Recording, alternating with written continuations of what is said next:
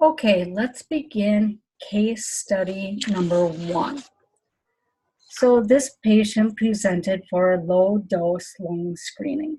Physical exam was negative.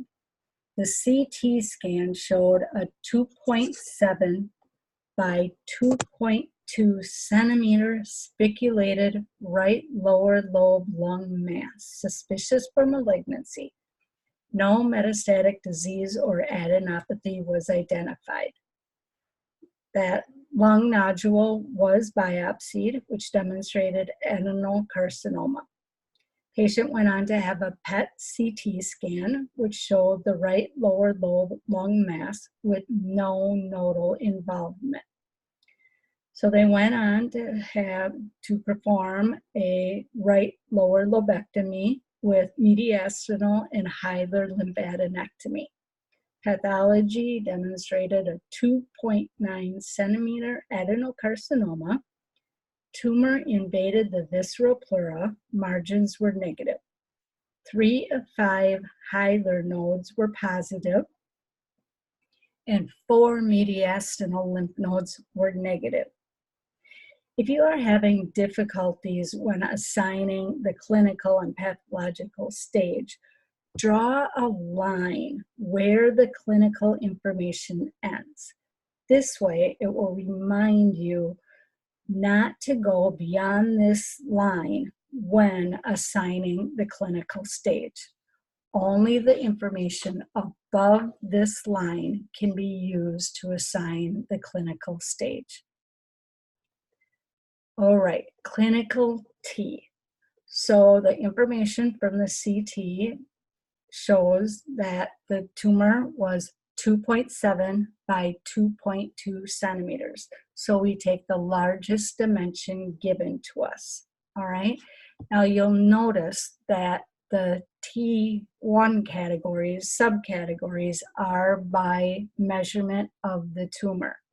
So we need to look for the measurement of 2.7 centimeters, which is less than or equal to 3 centimeters.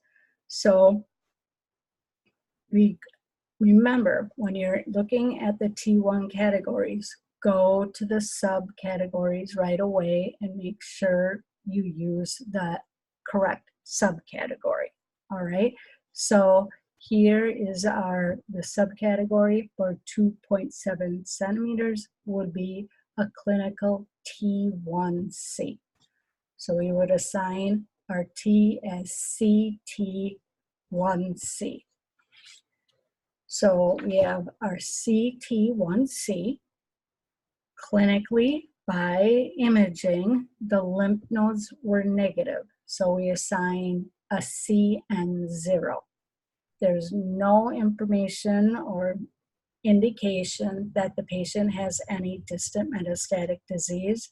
So our M is assigned CM0.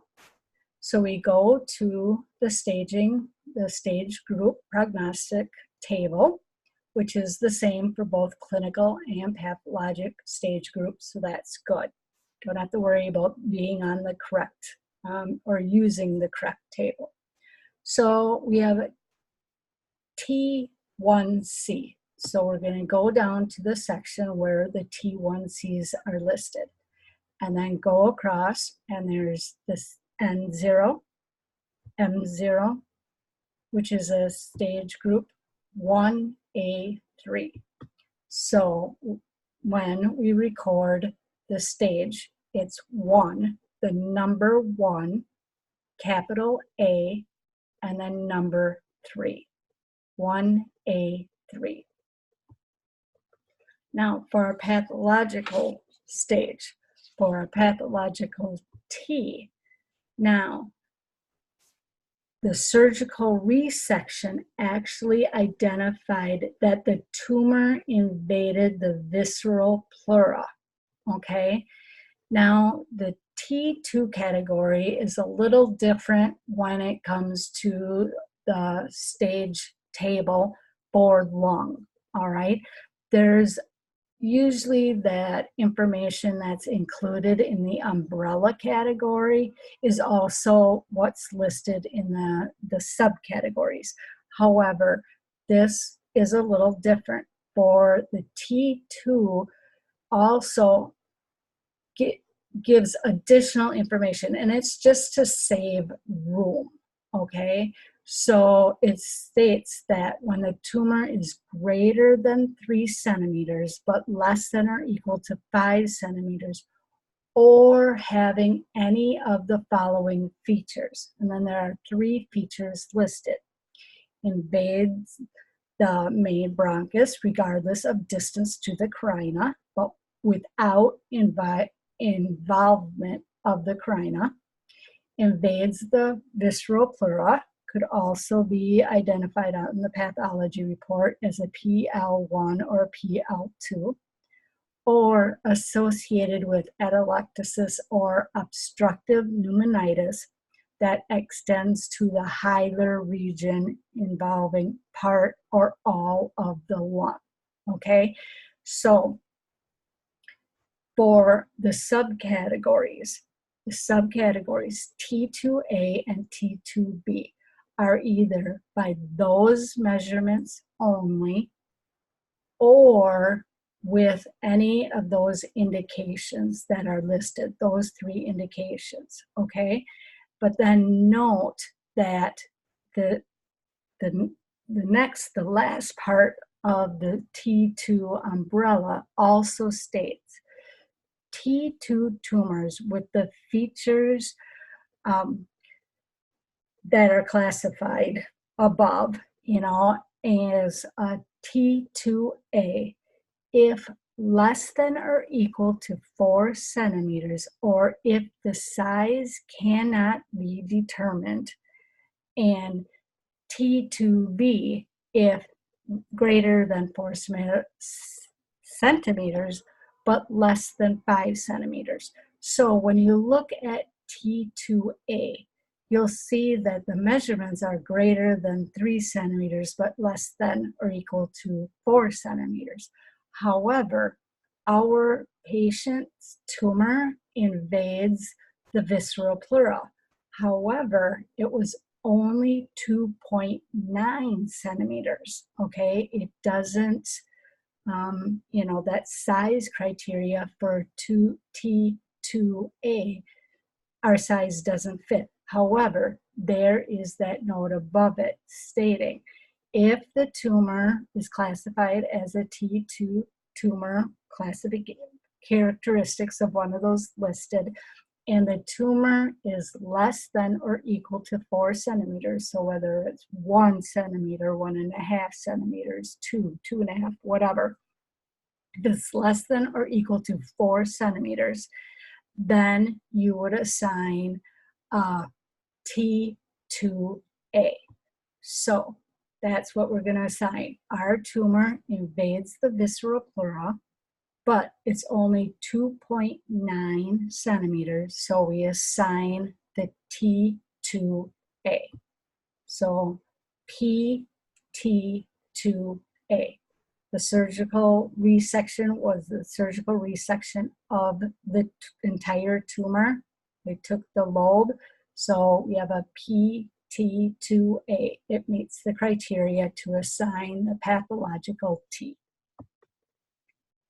So our lymph nodes, the patient ended up having 3 hilar lymph nodes positive. So remember, our N category is by not the number of lymph nodes that are positive, but which regional lymph nodes are positive. So we need to find hilar lymph nodes in our listing here, and there they are, hilar lymph nodes. So the N1 category is peribronchial and or hilar lymph nodes and intrapulmonary nodes, okay? So, and that's if if the lymph nodes are involved by direct extension of the primary tumor into the intrapulmonary nodes, you would assign an N1. our patient has 3 positive Hyder lymph nodes, so we're going to assign an N1. So PN1, because lymph nodes were removed. So pathologic stage group. So we have a PT2A, a PN1. There was no indication of any distant metastatic disease, so we have CM0. So we go to our prognostic stage group table and we find the T2A group. All right, then we go across to the N1, M0 for a stage group of 2B. So our stage group, pathologic stage group for this patient is 2B. For the summary stage, the tumor invaded the visceral pleura and had hilar lymph nodes positive. So we have a summary stage of 4. Case study 2. Patient presented with severe right upper abdominal pain. History and physical was negative except for the abdominal pain. So due to that abdominal pain, an abdominal CT was performed, which showed multiple liver lesions, the largest 4 centimeters. When there's multiple liver lesions, that usually indicates that the disease in the liver is metastatic disease from a different primary. So if there's no other disease noted in the abdomen, then they'll order a chest CT, which they did, and that showed a large 6.3 centimeter right upper lobe mass confined to lung, which was consistent with primary cancer. But there were also multiple enlarged mediastinal lymph nodes consistent with metastatic lung carcinoma. They did a liver biopsy, which the biopsy proved to be metastatic non-small cell carcinoma consistent with lung origin. In this case, it was probably easier for them to do a liver biopsy than it was to do the mediastinal lymph nodes, and then they would for surely know that the liver lesions were a lung primary. Patient was treated with chemotherapy. All right, so there's no line to draw. Well, the line to draw would be above the patient getting the chemotherapy, okay? Everything before first course of treatment, in this case, it's the chemotherapy. The patient did not have surgery. So all this information can be used to assign the clinical stage. So clinical T. The patient's tumor was 6.3 centimeters confined to the lung. Okay, so we need to find where on our T category table we find 6.3 centimeters. And here it is, tumor greater than 5 centimeters but less than or equal to 7 centimeters in direct greatest dimension. Okay, or if you'll have to note that there with the T, sometimes it has to do with size, like it did with the T2 and T1 categories and subcategories, but T3 only has the 1, so it's by size, but it also can do with the invasion of different parts of the anatomy. So make sure that you realize it's or, okay? So if that's the size and it's confined, you would assign T3. It doesn't matter what size, but if it directly invades any of those things, then it's still a T3. Okay, so make sure that you understand there's that or. Might want to highlight the or in the T3 and T4 categories. So here we would have a clinical CT3. For our lymph nodes, there were multiple enlarged mediastinal lymph nodes consistent with metastatic carcinoma, metastatic lung carcinoma.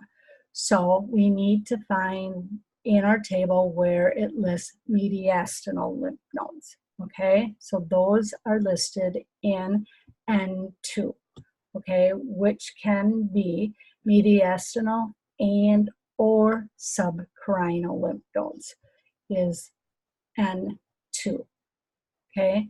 You don't need both, just one or the other, but it can be both as well. So our clinical N is CN2.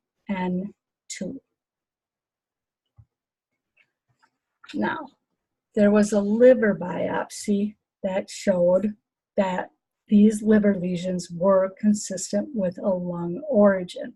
So these liver lesions are distant metastatic disease from the lung. All right, so what we need to do is find the MCAT subcategory for that has our situation with a single organ, okay? So, but we have multiple metastatic lesions in a single organ, okay? So, multiple extrathoracic metastasis, okay? Extrathoracic just means outside of the chest, the thoracic cavity, okay? So, any distant metastatic disease outside of the chest in a single organ or in multiple organs, okay? So the multiple metastases that we have are multiple liver lesions in a single organ, the liver, okay? So we have to assign an M1C, all right? So make sure it can be, if you have a single metastatic lesion in the liver and a single distant metastatic lesion to the bone, then you would also assign an M1C. All right, and since they did a biopsy of this distant metastatic site and it proved to be metastatic disease, we can assign a PM1C for the clinical M, okay? Because they did a biopsy. So pathologically, it is proven that that distant metastatic site is positive. They proved it with pathology, even though it was only a biopsy. That's all you need to assign a PM1 is a biopsy. So since they did the biopsy of the liver lesion, one of many that were there, we assign a PM1C in the clinical M data field. All right. The only thing that we are required to have in order to assign a PM1 in the clinical M data field is a positive biopsy. So we go to our stage group for clinical stage. So we have the CT3, CN2, PM1C. All right, so now you'll notice that for the lung stage group table, there are 4 things listed here, and they all say NET, NEN, okay? And you'll see that it doesn't matter. The reason that you can have NET and NEM is because these cases, the patient has distant metastatic disease. It doesn't matter what the T is. It doesn't matter what the N is. It doesn't matter if we know what it is or not. The patient has distant metastatic disease, therefore has stage 4 cancer. Okay, so we have NET, we have NEN, and then our M is M1C. All right, so then we go across, and our stage group then is 4B. Okay, so that's how the NET and the NEN work. And remember that in the general coding instructions, NET, NEN includes X. Or so, but in this case, even though we knew our T and N, you don't necessarily have to have that information.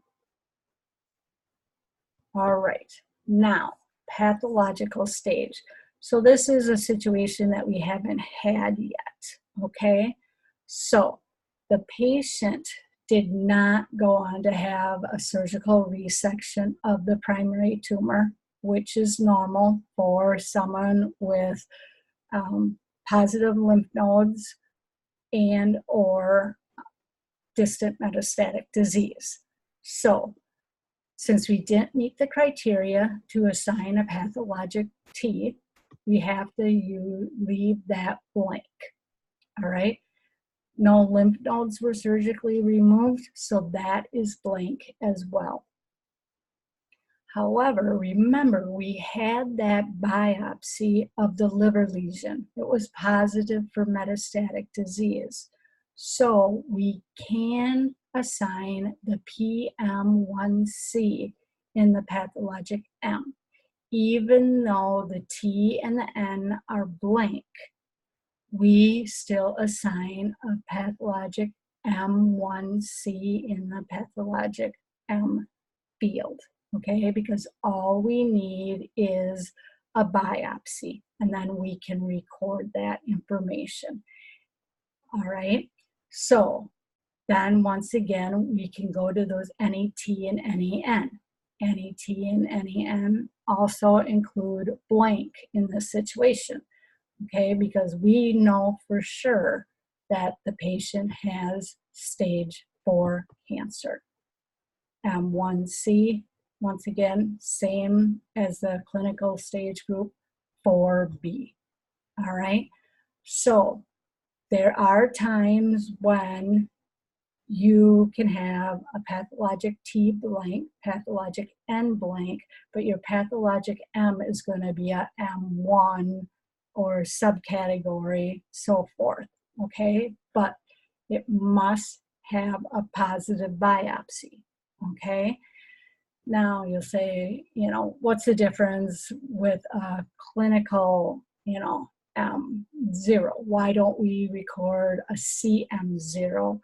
Well, you won't want to record the CM0 here after doing a blank T and a blank N, because the stage group would still, it would be 99, because clinically our metastatic, there was no metastatic disease. So that's why you'll either have a T and N blank with a PM1 whatever, but you'll never have blank blank CM0, okay? Because that would be stage 99. So then you didn't meet the criteria to assign a pathologic M, so the M would also have to be blank if there was no metastatic disease. So summary stage. So the liver is an abdominal organ, so we have a summary stage 7. Remember, the distant metastatic sites may not be listed individually, okay? And there are a lot of abdominal organs, so they just put abdominal organs here. And that's where your anatomy and physiology come in. All right, so case 3. Patient presented with shortness of breath. H&P was negative. CT demonstrated a 3.4 centimeter left upper lobe lung mass with multiple very enlarged bilateral mediastinal lymph nodes. Abdomen was negative for metastatic disease. Since the lymph nodes were enlarged, a mediastinal lymph node biopsy was performed, which proved to be metastatic small cell carcinoma. Patient was treated with chemotherapy. All right, so once we know that the patient has mediastinal lymph nodes, especially bilateral mediastinal lymph nodes, the patient is no longer a surgical candidate. All right, so the patient's going to go on to have chemotherapy. So we can use all of the information that is up to the chemotherapy for our clinical stage, okay, because the patient did not have surgery, they went on to chemotherapy. So our clinical T, the CT told us that the mass was 3.4 centimeters in size. If it doesn't say that the mass is invading anything, we assume that that tumor is confined within the lung. Okay, so we just have to find where our measurement is 3.4 centimeters, which is greater than 3 centimeters, but less than or equal to 4 centimeters. So we have a clinical T2A, CT2A. So for lymph nodes, we had the radiology report said they were enlarged, but didn't really give more information on that. So that's why a biopsy was done to really determine if these enlarged lymph nodes were involved with cancer. All right. So the patient's primary lung tumor was in the left lung. Okay.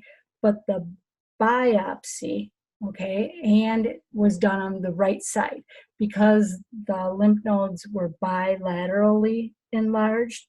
They did a biopsy of the contralateral side of the lymph nodes, okay, just to make sure that those were positive.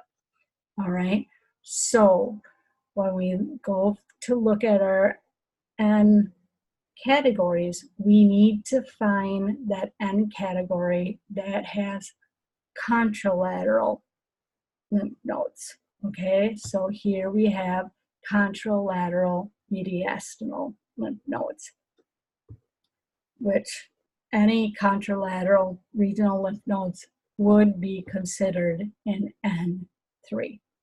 So our patient is assigned CN3. So stage group. So we have the CT2A, CN3. There's no mention of distant metastatic disease, so we assign a CM0. So we go to our table, find the T2As. Then we go across, find the N3, M0, stage group 3B. So this patient's clinical stage is 3B. Since no surgical resection was done for the primary tumor, we have to assign the pathologic T as blank. We are not allowed to assign a pathologic N when there was no resection of the primary tumor. We had a biopsy of contralateral lymph nodes. However, we can't assign a PN category because the primary tumor was not resected. So that's why we have to assign the pathologic N as blank. no distant metastatic disease, so M must be blank as well for a stage group of 99. Unknown. So summary stage. We had contralateral lymph nodes. The mediastinal lymph nodes were bilateral. Positive biopsies were done of the contralateral lymph nodes. So remember that the contralateral or bilateral lymph nodes is considered distant lymph nodes, okay? And distant lymph nodes is a summary stage 7. And you can see they have all the regional lymph nodes listed there, but remember that, it's the opposite side or both sides of those lymph nodes are positive. So even though they're regional lymph nodes, okay, and we did not have a M1 subcategory for our AJCC stage, it is a summary stage 7. So even though we don't have a stage 4 for the AJCC stage, our AJCC stage was only a 3B, okay? But this summary stage, they consider the contralateral lymph nodes as distant disease. So we assign a summary stage 7. So remember that just because you have a summary stage 7 does not mean you'll automatically have an M1 subcategory, okay? Now, if you have an M1 subcategory assigned for AJCC, then for sure it's a summary stage 7, okay? You can do it the one way, but you can't do it the opposite way. All right, so if you have not already done so, watch Dr. Bittar's webinar and read chapter 36.